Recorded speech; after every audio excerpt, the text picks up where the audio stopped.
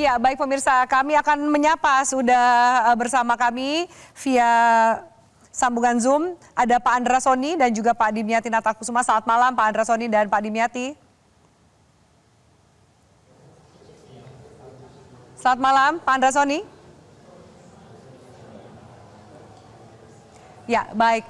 Kami akan perbaiki sambungan telekomunikasinya. Sementara itu kami akan kembali ke narasumber yang ada di studio sambil kita menunggu wawancara kami dengan Pak Andra Soni dan Pak Dimyati. Mas Burhan, balik lagi ya. Sedikit karena kita akan mewawancarai Pak Andra Soni dan Pak Dimyati. Ini Banten juga banyak yang mengatakan ini kejutan. Airin bisa dikatakan menguasai survei. Lalu kemudian hasilnya di Quick Count hari ini tuh agak kebalik angkanya. Bukan agak, kebalik. 57% keunggulan yang didapat dari pasangan Andra Soni dan Dimyati. Bagaimana Mas Burhan melihat apa sih yang kemudian bisa dikatakan hampir semua lembaga survei salah memprediksi? Iya betul. Jadi kejutan terbesar pemilu kada serentak kali ini adalah tumbangnya Airin ya. Dan kita tahu dinasti Atut sudah lama menguasai Provinsi Banten. Kali ini tumbang bukan hanya di tingkat Provinsi Banten tetapi juga di Kabupaten Serang. Andika Hazrumi kalah juga oleh Ibu Ratu ya di Kabupaten Serang. Nah pertanyaannya mengapa kan begitu? Saya sendiri tidak punya survei terdekat menjelang pemilu. Survei terakhir saya di Provinsi Banten itu akhir September. Dan waktu itu Airin masih dominan. Nah, beberapa kawan yang punya survei menjelang pemilu kada hari ini, itu angkanya masih menunjukkan kemenangan Airin, meskipun trennya turun, Ibu Airin ya. Terakhir beberapa lembaga, misalnya Lingkaran Survei Indonesia 58% memprediksi keunggulan Airin. Turun dibanding 70-an% di sekitar September. Nah, kemudian bahkan ada lembaga yang bikin exit poll tadi itu masih Airin yang unggul 46%. Ya. Nah, tentu saja kita harus melihat dari sisi akademik dulu ya. Survei pra pemilu itu parameternya random, dia bisa berubah karena berkaitan dengan perubahan opini. Nah, sementara quick count itu parameternya fix karena yang dihitung adalah data keras. Yaitu rekapitulasi penghitungan suara. Jadi bukan lagi opini, bukan lagi sikap, bukan lagi preferensi. Nah, dugaan saya sedekat apapun survei dengan hari H, itu kan ada variabel-variabel yang bisa mengubah keadaan. Entah itu variabel yang berkaitan dengan mobilisasi, entah itu variabel yang berkaitan dengan mungkin calonnya underestimate terhadap lawan. Atau blunder gitu ya. Atau blunder, mungkin variabel yang berkaitan dengan dukungan partai. Jangan lupa Pak Andra Soni dengan Pak Dimyati didukung solid ya oleh partai-partai di belakang pemerintah kecuali Golkar. Golkar kan bagaimanapun Airin adalah kadernya. Ini Golkar agak berbeda nih di Banten ya. Agak berbeda. Ya, bersama Golkar Airin, sama PDIP. Mas Pras sama nih di Banten. Khusus Banten ya. Tapi lagi-lagi variabel-variabel itu yang menurut saya menjelaskan mengapa terjadi perubahan. Tetapi lagi-lagi jawaban saya mungkin kurang bisa konklusif menjelaskan soal why-nya. Mungkin Afi kalau mau mengerjakan S2, S3 bisa itu menggarap mengapa Banten terjadi perubahan dan itu bisa menghasilkan minimal 10 disertasi gitu, untuk menjawab pertanyaan mengapa terjadi perubahan itu. Kalau kemudian di Banten, Mas Burhan lihat bahwa kemudian apakah ada variabel banyak tadi kan, mungkin paslon yang blunder atau kemudian ada tren yang berbeda antara Airin dengan Pak Andra Soni ini apa? Apakah kemudian Airin tadi Mas Burhan katakan dia trennya menurun, sementara Andra Soni naik. Faktornya apa sih sebenarnya? Jadi tren turun itu misalnya variabel sosialisasi ya. Saya sendiri lagi-lagi nggak punya quick count, nggak punya exit poll, nggak punya survei sebelum pemilu. Tapi saya mendengar informasi dari kawan-kawan yang punya survei menjelang pemilu kada. Hasil amatan Mas Burhan kurang lebih? Nah ini repot nih ya kalau pengamatan. Jadi datanya harus betul-betul data berdasarkan observasi di lapangan. Nah kawan-kawan itu menemukan tingkat sosialisasi dan penetrasi Airin itu melemah menjelang pemilu. Sebabnya apa saya tidak tahu. Misalnya menjelang pemilu itu tingkat exposure Andra Soni dan Dimyati itu menguat. Misalnya yang bertemu secara langsung, kemudian sosialisasi melalui variabel entah itu spanduk, baliho, media sosial, kemudian bantuan sosial, kegiatan sosial itu menguat semua. Nah itu yang mungkin membantu menaikkan suara Andra Soni dan Dimyati, menyalip meskipun saya terus terang di luar ekspektasi saya ya. Karena tadi melihat tren mungkin turun, tetapi saya tidak menyangka disalip sejauh itu dengan Pak Andra Soni dengan Dimyati ya. Langsung benar-benar nyalip di tikungan dan muncul sebagai pihak yang sangat diunggulkan. Saya mencoba kembali menyapa Pak Andra Soni, Pak Dimyati. Halo, selamat malam. Selamat malam.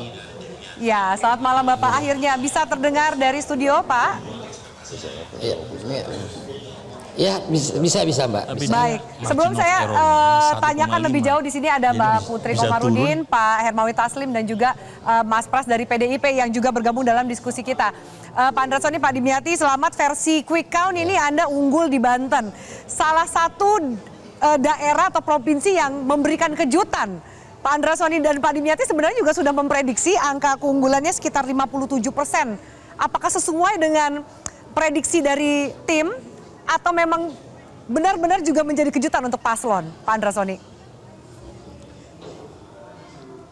Ya, tentu dalam kerja-kerja elektoral yang kami lakukan, kami punya target. Dan dalam evaluasi yang kami laksanakan juga, kami di akhir-akhir terlihat kompetitif dan tentu evaluasinya kami terus melakukan upaya-upaya komunikasi langsung dengan pemilih, dengan masyarakat semakin masif. Dan tentu bukan gerakan tunggal, artinya bukan hanya calon, tapi juga seluruh relawan melakukan gerakan-gerakan sporadis dan terukur di beberapa wilayah sekaligus gitu. Contohnya kami bisa dalam satu hari bisa melakukan 65 titik kegiatan yang tidak semuanya dihadiri oleh calon. Dan itu salah satu yang membuat kami semakin yakin bahwa tingkat penerimaan kami akan semakin tinggi. Pak Andra Soni, kalau kemudian selain turun ke lapangan, apa yang menjadi strategi yang akhirnya bisa dikatakan menyalip gitu Airin yang juga angkanya di awal memang cukup meyakinkan? Apa yang menjadi strategi Anda untuk menyalip suara dari lawan? Ya, secara konsisten kan pemilu ini kan sebenarnya adalah cara berkomunikasi dengan pemilih, dengan calon pemilih. Tentu cara berkomunikasi adalah salah satunya dengan alat peraga. Jadi dalam alat peraga kami selalu kami tampilkan bukan hanya wajah kami, tapi program kami. Jadi kami terus menampilkan program-program kami dan dalam setiap kesempatan bisa menyampaikan secara verbal, kami sampaikan secara verbal tentang program-program kami. Dan bisa dikatakan bahwa kami punya ciri khas. Ciri khasnya adalah kami punya program yang kami tawarkan di dalam alat-alat peraga kami atau kampanye-kampanye kami. Ya. Meskipun unggul versi quick count, apakah sudah terpikir untuk mendeklarasikan atau sebaiknya menunggu dulu hasil resmi dari KPU biar lebih aman, Pak Andra Soni? Tentu kami taat kepada aturan yang berlaku bahwa hasil pemilu itu ditentukan berdasarkan penghitungan berjenjang mulai dari TPS, kecamatan, selanjutnya kabupaten kota dan pleno di tingkat provinsi. Tentu kami akan sabar menunggu keputusan dari KPU. Tapi hasil quick count ini sesuai dengan pengalaman-pengalaman pilkada-pilkada sebelumnya bahwa quick count bisa dipertanggungjawabkan secara ilmiah yang mana hasilnya tidak akan jauh berbeda dengan real count. Jadi sekaligus kami ingin mengucapkan terima kasih dan alhamdulillah. Baik, Pak Dimyati, saya juga ingin bertanya kepada Anda, apakah kemudian Anda juga membaca ini sebagai salah satu bentuk kejenuhan atau penolakan warga Banten terhadap politik dinasti? Ya, saya nggak bisa membaca itu, Mbak. Intinya yang terpenting sekarang ini bagaimana masyarakat Banten mendapatkan pelayanan yang prima. Ya, kami akan lari kencang apabila kami sudah ditetapkan, dilantik, 100 hari ke depan ini kami akan lari kencang apa yang diharapkan masyarakat bottom up. Tapi kami akan merangkul Ibu Airin, Pak Ade, mereka kan saat debat itu luar biasa cerdas, pintar, dan juga apalagi visi misi mereka juga bagus. Kami akan rangkul supaya kolaborasi. Kami ingin mencontoh Pak Prabowo, Pak Jokowi, bagaimana merangkul semua, termasuk kan di kabinet sekarang juga kan dirangkul semua tuh di dalam. Iya. Intinya apa? Kami ingin membangun Banten. Banten ini besar, Mbak. Maka Banten ini kita harus bangun bersama, kolaborasi konstruktif. Baik. Kita ambil visi misinya, kita ambil semua yang ada, termasuk partai politik pendukung mereka, ya kita rangkul bersama-sama. Baik, Pak Dimyati, mohon maaf mungkin audionya juga sedikit terganggu, tapi kami sudah menangkap maksudnya setelah ini juga ada niatan dari Pak Andra Soni dan Pak Dimyati untuk merangkul lawan dalam pilkada, Bu Airin dan pasangannya. Seperti apa? Apakah memang juga sudah mengontak Bu Airin gitu, minimal sudah ada komunikasi sampai hari ini, Pak Andra Soni? Gimana? Oh ya, belum. Kan ini kan masih quick count ya, masih quick count. Tentu ya kita menghormati proses tahapan-tahapan yang akan berlangsung. Kita sama-sama cermati karena kami tidak boleh mendahului hasil keputusan KPU, perhitungan KPU. Ya. Didukung oleh begitu banyak partai yang sangat besar, lawan Anda Bu Airin didukung oleh 2 partai, Golkar dan PDIP gitu. Apakah kemudian Anda melihat ini mesin partai juga signifikan bekerja, atau memang dari penokohan Pak Dimyati dan Pak Andra Soni yang lebih menarik suara pemilih? Ya, yang pasti gerakan-gerakan atau upaya-upaya yang dilakukan oleh kawan-kawan anggota DPRD, kemudian pengurus-pengurus partai koalisi, dan kemudian juga partisipasi relawan-relawan yang tumbuh berdampak positif ya dalam rangka kami mengejar dan kemudian sementara unggul di quick count. Ya, apakah ada pihak yang ingin Anda ucapkan ucapan terima kasih untuk minimal keunggulan Anda dalam versi quick count hari ini, Pak Dimyati dan Pak Andra Soni? Ya, pertama-tama saya ingin mengucapkan alhamdulillah, syukur alhamdulillah kepada Tuhan Yang Maha Esa, dan kemudian saya juga ingin mengucapkan terima kasih kepada seluruh partai koalisi Indonesia Maju yang mendukung kami, terkhusus kepada ketua umum kami, ketua umum saya sebagai kader Partai Gerindra, saya sangat mengucapkan terima kasih atas kepercayaan dari Bapak Ketua Umum kami memberikan kesempatan dan memberikan rekomendasi kami untuk maju di pilkada ini.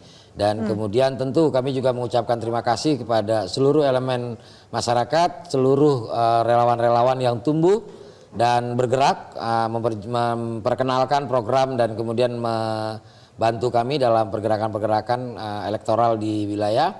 Dan tentu kami juga ingin mengucapkan terima kasih kepada media, di mana gagasan kami, ide kami, kemudian kampanye kami itu selalu diberitakan, selalu disiarkan kepada masyarakat sehingga masyarakat bisa mencermati gagasan-gagasan yang kami bawa dalam pilkada ini. Ada mau disampaikan untuk Bu Airin dan Pak Ade mungkin? Pak Andra Soni? Ya, terima kasih telah bersama-sama melaksanakan kewajiban kita sebagai warga negara, dan terima kasih berkompetisi dengan baik, dan tentu kita apapun hasil pemilu ini kita adalah kawan, kita adalah saudara, dan kita punya niatan yang sama untuk mengabdikan diri kepada Provinsi Banten. Baik, terima kasih Pak Andra Soni, Pak Dimyati. Selamat sekali lagi untuk keunggulan Anda di Pilkada Banten versi Quick Count. Terima kasih banyak, sehat selalu. Jelajahi cara baru mendapatkan informasi. Download Metro TV Extend sekarang.